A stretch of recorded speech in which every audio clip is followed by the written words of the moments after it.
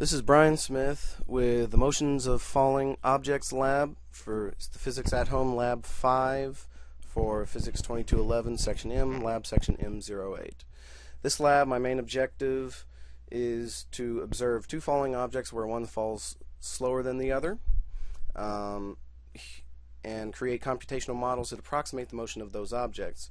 Here are the two objects. One is a large blue marble, one is a parachute tank. Here are the Newton's second law physics fundamental theories that I use in my models to model in motion. I have the velocity update form and the position update form here. I also made some simplifying assumptions for my models where simplified drag just uses a drag coefficient and the velocity, and I modeled the objects as point masses. I'm going to go ahead and show you the marble in my tracker here. Here's a video of the marble, and I used as my calibration stick here the width of the marble, and my time step is 0.033 seconds, or about 30 frames per second. I start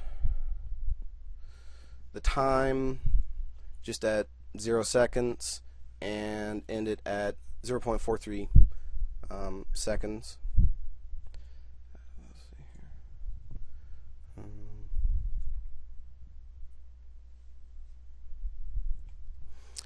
I'm back on tracker.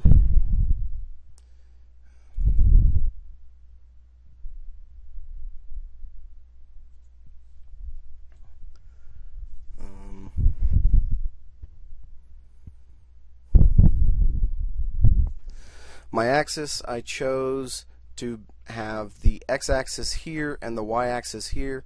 This part is the positive y-axis, so that I took my origin down here so that when my objects were falling, they would fall in the negative direction.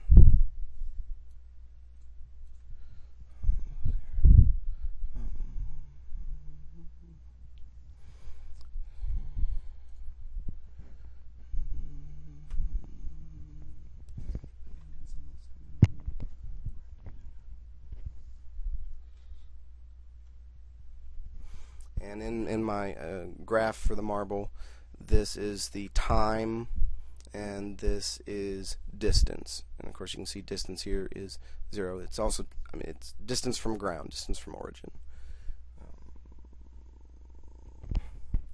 I have my code for the marble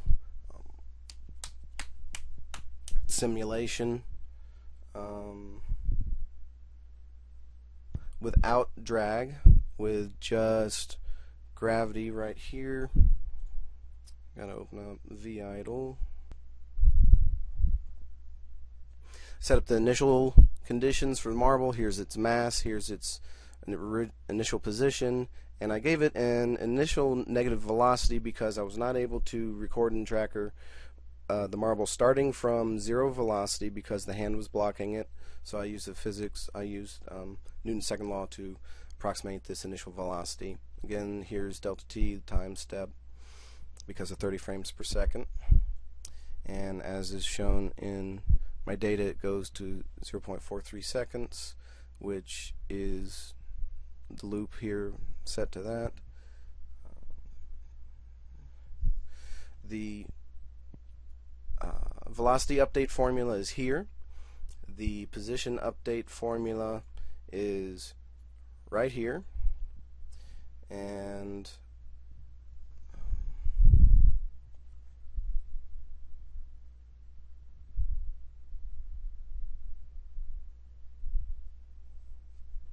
I'll go ahead and run the model.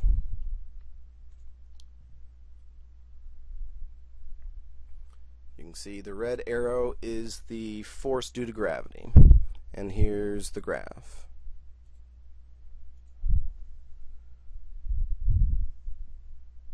I used viscous drag, or no, this is just the gravity model.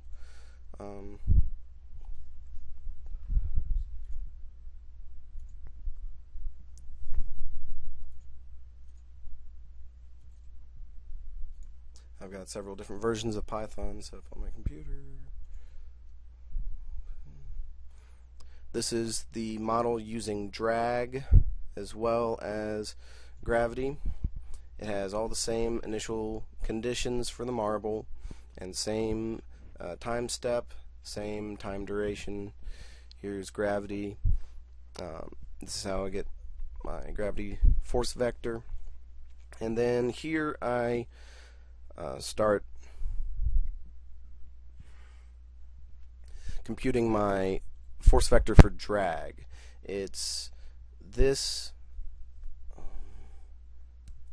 coefficient times the length of, or the size of the velocity vector of the marble currently, and I just place that in the y position of the vector for the force of the drag, and I add them up for my net force, gravity and drag. I'll go ahead and run that for you. Now you'll see that you don't really see any sort of other arrow for the drag. Well, that's because the arrow scale is quite small. I'll go ahead and increase that and run it again so you can see that arrow. You'll see that it's very small, with the force due to gravity arrow being very large. The arrow for force due to drag is very small, so it nearly does not contribute at all.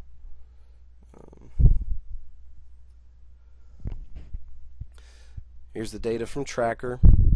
Here's the data from the simulation with gravity only, and here's the data of the simulation with drag.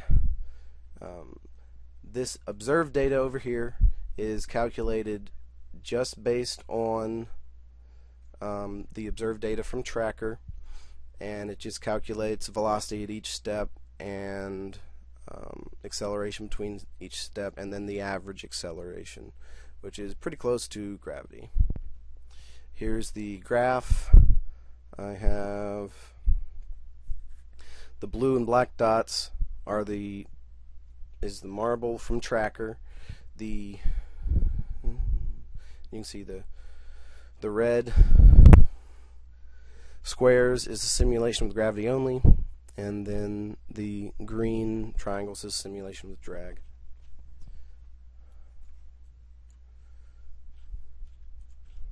I'll go ahead and move on to the tank, and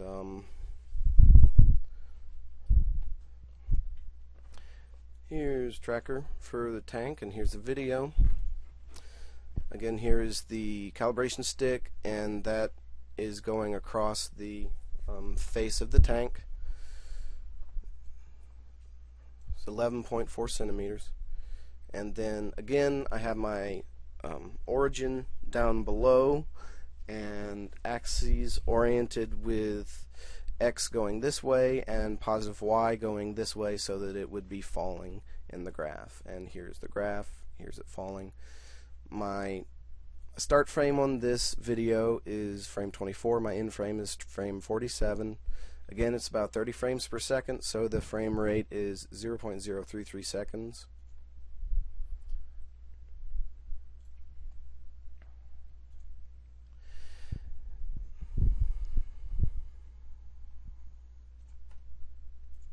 And I'll go ahead and open up the code.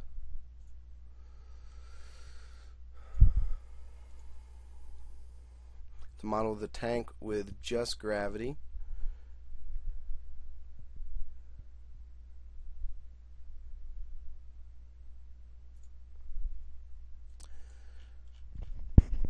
Here are the initial properties of the tank. It's 0.07 kilograms.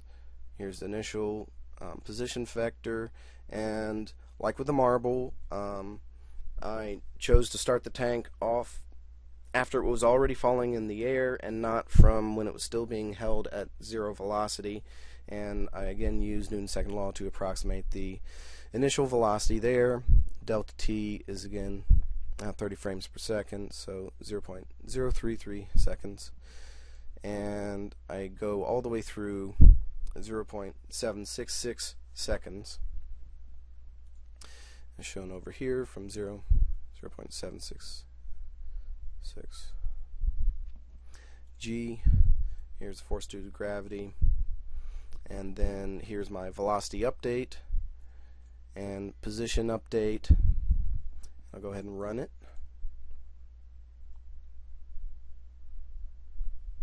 There it is. You'll see it went past the origin, and that's to be expected without actually having the parachute to slow it down.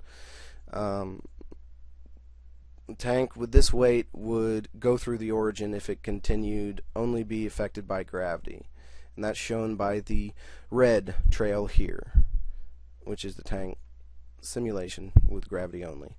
The blue trail with black dots is again the data from tracker, and then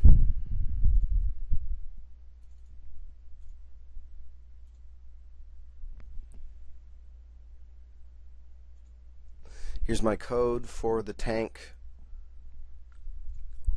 with drag. Has all the same initial conditions, but I'm doing calculating drag again. Here's my drag coefficient, and I'm actually using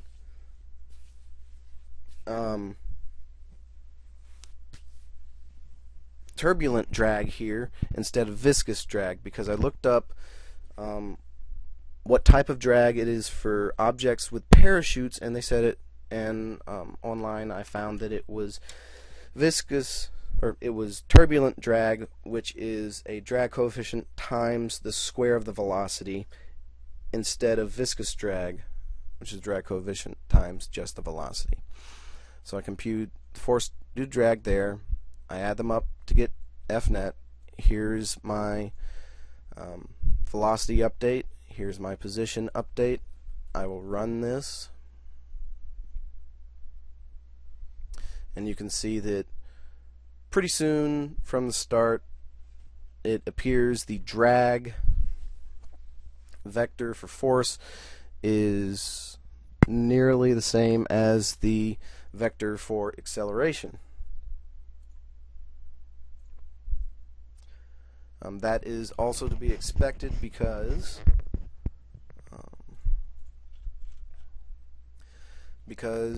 for turbulent drag, the terminal velocity is expected to be the root of mass times gravity over the drag coefficient, and that turns out to be about negative 2.453 meters per second. As you can see back on my data over here, here's the data from tracker for the tank parachute. Here's the data from my simulation using only gravity. Here's the data from my simulation using drag. And this is my observed data over here, which just computes velocity between steps and acceleration. The average acceleration is actually quite a bit less than that due to gravity. And when the tank speeds up to about negative 2.22 meters per second right here, it seems to jump back and forth between larger and smaller values for v. The average of these is about what the terminal velocity I calculated should be for the tank. Here is the graph. Again, here's the thing only due to gravity is the red. The green is due to drag, and the blue is the original from tracker.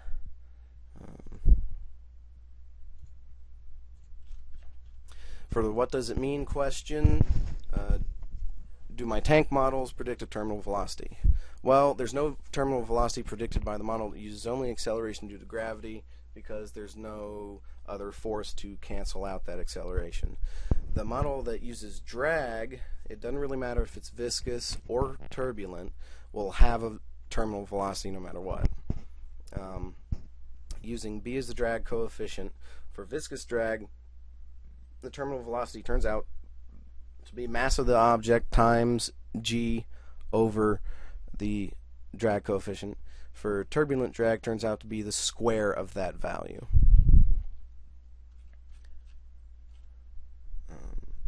So yes, my model will predict a terminal velocity.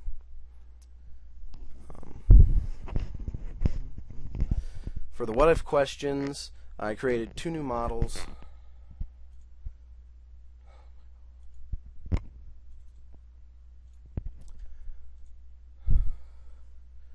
Using gravity only and drag for the tank.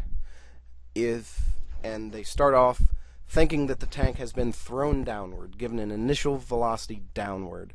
For the acceleration model, I give an initial velocity of -10 meters per second straight down. Everything else is pretty much the same as the other one, and I'll go ahead and run that for you. And there you go.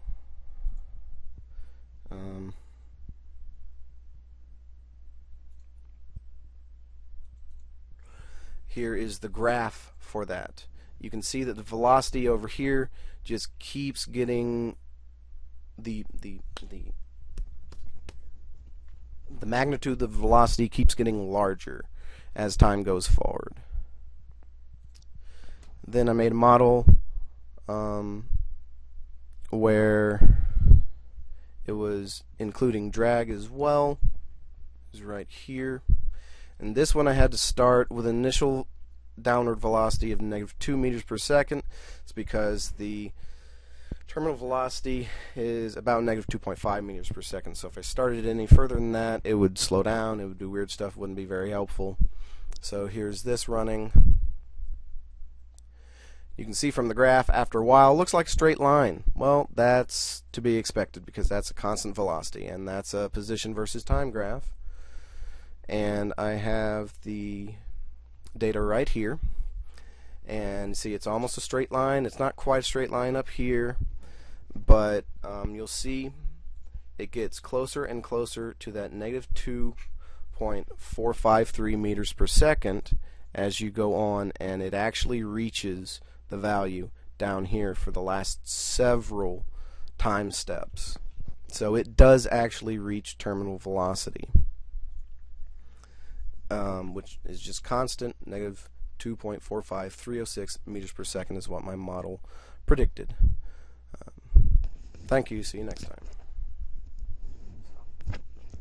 time. Actually, one more thing.